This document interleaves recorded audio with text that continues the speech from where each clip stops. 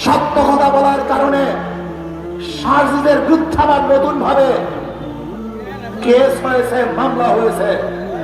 আমি আশ্চর্য হয়ে যাই, বিএনপির প্রতি আমার করুণা হয়, যাদের দ্বারা চক্ষুদান আজকে তাদের কি তোমরা নিন্দা করতেছ, তাদের বিরুদ্ধে কেস দিয়েছ। আজকে তারেক জিয়া বাংলাদেশে ফেরার স্বপ্ন দেখতো না, যদি শান্তি না থাকতো আজকে তোমার নেত্রীকে চিকিৎসা করার জন্য বিদেশে পাঠাতে পারত না। যদি আজকে ওরা না থাকতো আজকে খোলা আকাশের নিচে মাঠের মধ্যে রাজনীতি করতে পারত না।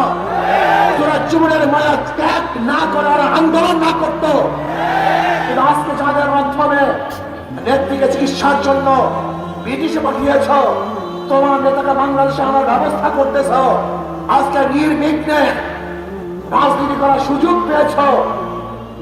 আজকে সত্য কথা বলার কারণে সেই সারজিদের বিরুদ্ধে কেস দিয়েছ। বাংলাদেশের মানুষ তোমাদের এই অদ্ভুত কোনো অবস্থাকেই মেনে নেবে না।